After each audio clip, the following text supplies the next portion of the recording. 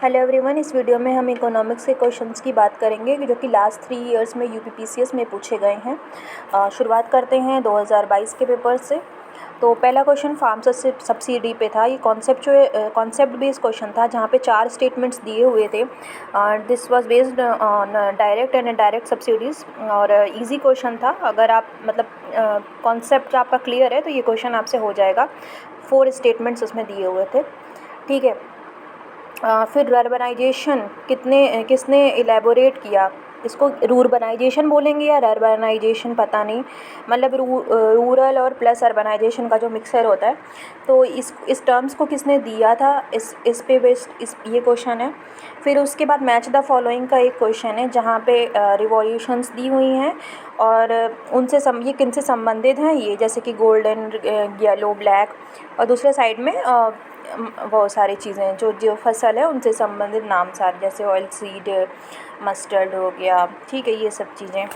उसके बाद next question जो है वो मेक इन इंडिया पर है। तो मेक इन इंडिया का ईयर पूछा है, लॉन्च का ईयर, और सेकेंडली इसका ऑब्जेक्टिव पूछा है। फिर जल जीवन मिशन कौन से बजट में आया था, ये क्वेश्चन कंट्रोवर्शियल हो गया था और लेकिन ये बजट पे बेस्ड क्वेश्चन था। फिर एक क्वेश्चन आया है स्टेटमेंट बेस्ड, वो ये था वेस्टर्न यूपी में जो है अधिक प्रॉस्पेरस है, इसका कारण हरित क्रांति है। तो ये दोनों चीज़ें स्टेटमेंट में दी हुई थी, ये भी इजी क्वेश्चन था। फिर डेमोग्राफिक डिविडेंड का एज ग्रुप पूछा था, कौन से एज ग्रुप में डेमोग्राफिक डिविडेंड प्राप्त होता है। फिर असर्शन एंड रीजनिंग पे बेस्ड असर्शन और रीजनिंग का क्वेश्चन था जो कि पावर्टी पे बेस्ड था, ये भी कॉन्सेप्ट बेस्ड इजी क्वेश्चन था। फिर पावर्टी एक सोशल प्रॉब्लम है, ये किस स्कॉलर ने इस टर्म को दिया, इस टर्म को बताया, ये क्वेश्चन पूछा गया है, ठीक है। फिर नेक्स्ट है एक प्रोग्राम्स दिए हुए हैं सारे, मैच द फॉलोइंग का क्वेश्चन है। और सेकंड इधर साइड में ईयर्स दिए हुए हैं, ठीक है, जैसे NRHM है, ठीक है, NSAP है। तो ये सारे एक साइड में आपके प्रोग्राम्स दिए हुए हैं और दूसरे साइड में ईयर्स दिए हुए हैं, तो मैच करना है ईयर्स को। फिर LBS का फुल फॉर्म, लीड बैंकिंग जो स्कीम है उसका फुल फॉर्म जो है वो पूछा गया है। तो ये 11 क्वेश्चन आपके 2022 में आए हैं, जिसमें से आप देख सकते हैं कि जो भी कॉन्सेप्ट बेस्ड क्वेश्चन है वो काफ़ी इजी है, चाहे वो सब्सिडी का क्वेश्चन हो, चाहे वो डेमोग्राफिक डिविडेंड का क्वेश्चन हो, चाहे वो हरित क्रांति का क्वेश्चन हो, ठीक है, और चाहे वो पावर्टी का असर्शन रीजन पे बेस्ड क्वेश्चन हो। They are very easy. अगर आपने इकोनॉमी कहीं से भी कॉन्सेप्चुअल अंडरस्टैंडिंग है आपकी, तो वो क्वेश्चंस आपके हो जाएंगे। और इसके अलावा कुछ क्वेश्चंस ऐसे हैं, दूसरी चीज़ जो है जो यहाँ पे दिख रही है वो है आपकी योजनाओं पे बेस्ड कि कौन सी स्कीम कब लॉन्च हुई है, उसका ऑब्जेक्टिव क्या है। तो ये 1-2 चीज़ें जो दिख रही हैं। रिवॉल्यूशन वाला भी क्वेश्चन आपने मैच द फॉलोइंग का था, ये भी बहुत ईजिली डुएबल है। अगर आपको कुछ भी थोड़ी सी भी रिवॉल्यूशन पता है ना, थोड़ी बहुत सबको पता होती है, बहुत कॉमन चीज़ है, तो ये क्वेश्चन भी काफ़ी डुएबल था। अगर टफ़ क्वेश्चन की बात की जाए तो ये टर्म्स में, जैसे कि पावर्टी एक सोशल प्रॉब्लम है, ये टर्म किसने दिया, या अर्बनाइजेशन टर्म किसने दिया। तो ये टर्मिनोलॉजी वाले क्वेश्चन थोड़े से ऐसे होते हैं जो कि टफ़ बोले जा सकते हैं। बाकी इजी क्वेश्चन इकोनॉमिक के अभी तक हैं इसमें। अगर आप योजनाएं वगैरह ठीक से कर लेते हैं तो most of the question doable थे इकोनॉमिक्स सेक्शन के, ठीक है। 2021 की बात करते हैं। तो 2021 में क्वेश्चन करंट बेस पे आया था कि ट्रेड सरप्लस किस कंट्री के साथ में इंडिया का हुआ 2019-20 में।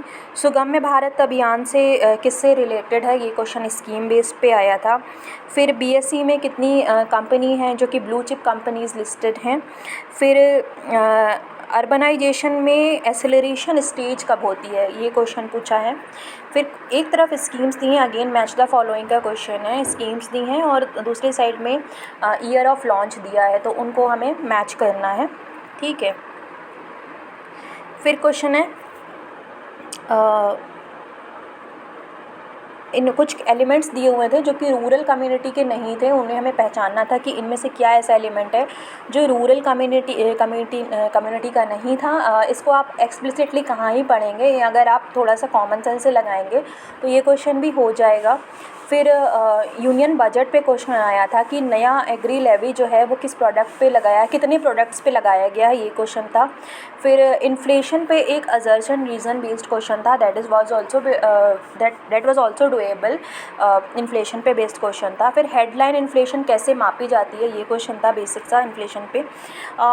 इकोनॉमिक ग्रोथ का इनमें से क्या मेजर फैक्टर नहीं है, यहाँ पे 4 ऑप्शंस दिए थे, उनमें से वो बताना था कि ये इससे हम इकोनॉमिक ग्रोथ नहीं नापते हैं या ये इकोनॉमिक ग्रोथ इससे रिप्रेजेंट नहीं होती है।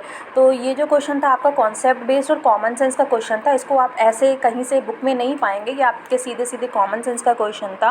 फिर अर्बनाइजेशन पे क्वेश्चन आया था, स्टेटमेंट बेस्ड था और ये भी इजी क्वेश्चन था कि लाइक अर्बनाइजेशन होता है तो बर्थ रेट जो है वो कम होती है, फिर हाई लिटरेसी होती है और वो डायरेक्ट प्रोपोर्शनल होती है लो बर्थ रेट के। तो ये क्वेश्चन स्टेटमेंट बेस्ड आया था, ये भी इजी क्वेश्चन था, कॉन्सेप्ट बेस्ड था और डूएबल था। ठीक है, फिर ऐसे ही statement based another concept statement आया था कॉन्सेप्ट बेस्ड, जिसमें कैपिटल फॉर्मेशन पे था। कैपिटल फॉर्मेशन पे एक कॉन्सेप्ट बेस्ड क्वेश्चन आया था, वो भी मतलब इकोनॉमिक अगर आपकी अंडरस्टैंडिंग है तो वो हो जाएगा। ठीक है, ये तो आपके 12 क्वेश्चन थे जो कि 2021 में आए हुए थे। 2020 की बात करें तो इन्होंने एक क्वेश्चन ये पूछा है पहला कि न्यूट्रिशन बेस्ड पे पावर्टी लाइन को एस्टिमेट करने के लिए किस कमेटी ने रिकमेंड किया था। ठीक है, मतलब उसमें अलग अलग कमेटीज़, लकड़ा वाला कमेटी, अलग कमेटी, ये सब दिए हुए थे ऑप्शंस। फिर इनमें से कौन सा इंडिकेटर है जो कि HDI का इंडिकेटर नहीं है, यहाँ पे 4 ऑप्शंस दिए हुए थे, उसमें से हमें जो कि HDI ह्यूमन डेवलपमेंट इंडेक्स का इंडिकेटर नहीं है उसको फाइंड आउट करना था। फिर उसके बाद आइडिया ऑफ कल्चरल पावर्टी किसने दिया था। फिर जो आपकी इंटीग्रेटेड चाइल्ड डेवलपमेंट प्रोग्राम है उसके कंपोनेंट्स दिए हुए थे, उसमें से ये बताना था कि इसमें से कौन सा कंपोनेंट ICDP का नहीं है। ठीक है, फिर उसके बाद the concept of marginal man किसने दिया था, ये भी आपका एक तरह से कीवर्ड या की टर्म्स के बारे में कि कुछ कुछ कॉन्सेप्ट लोग देते हैं उससे रिलेटेड है।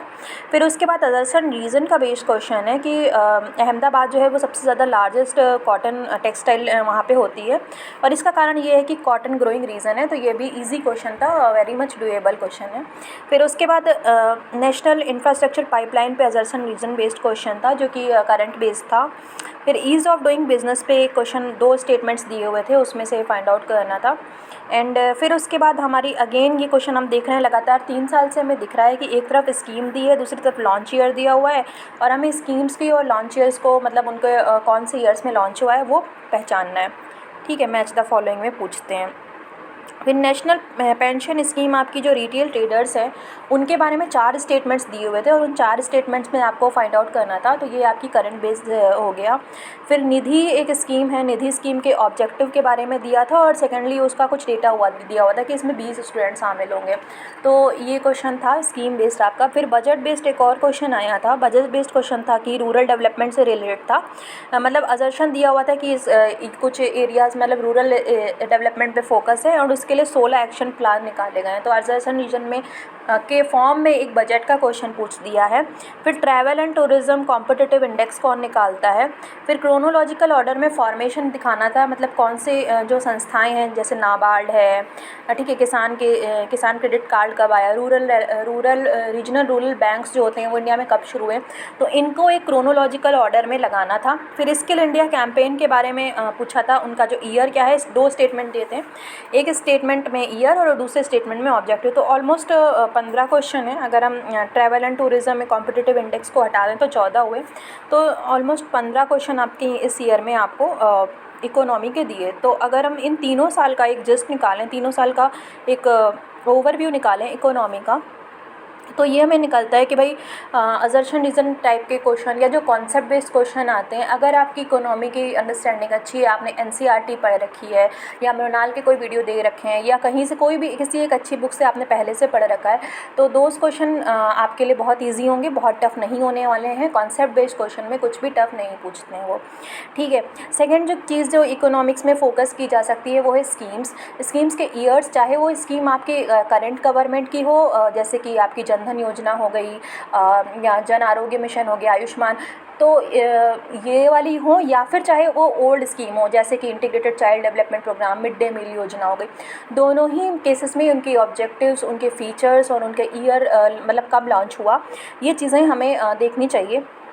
कुछ टॉपिक्स जो रिपीटेडली हर ईयर्स में दिख रहे हैं, जैसे पावर्टी हो गया, अर्बनाइजेशन हो गया, इनसे रिलेटेड कुछ टर्म्स हो गए, ठीक है, कि अगर मतलब ये देखिए अगर ये बहुत टफ हो जाते हैं तो उनको छोड़ देते हैं, बहुत टफ वाली चीज़ें नहीं, लेकिन एक जो रिपीटेडली जो चीज़ें पूछ रहे हैं, स्पेशली ये प्रीवियस ईयर में जो पूछा है उतना तो एटलीस्ट देखा जा सकता है कि वो टर्म किसने दिया।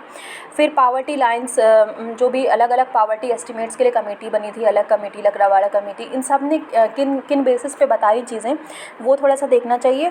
करंट बेस में अगर किसी देश के साथ में ट्रेड सरप्लस है वो चीज़ देखना है, बजट्स को देखना है और स्कीम को देखना है, ये 3 चीज़ें जो है वो करंट बेस पे हैं। 12-13 क्वेश्चन आते हैं इकोनॉमी के, और अगर हम इतनी चीज़ों को फोकस कर लें तो वो बहुत ही इजीली डूएबल रहेंगे। हो सकता है कि 1-2 क्वेश्चन ऐसे हों जो बहुत टफ हों, जो कि कोई भी नहीं कर पाए, उनको स्किप किया जा सकता है, बट ओवरऑल इकोनॉमी एक डूएबल सेक्शन है और ज़्यादा टफ भी नहीं होता है अगर हम स्कीम्स को अच्छे से कर लेते हैं तो आई होप कि आपको ये वीडियो पसंद आया होगा, और आप कमेंट कर सकते हैं, लाइक कर सकते हैं, शेयर कर सकते हैं। Thank you.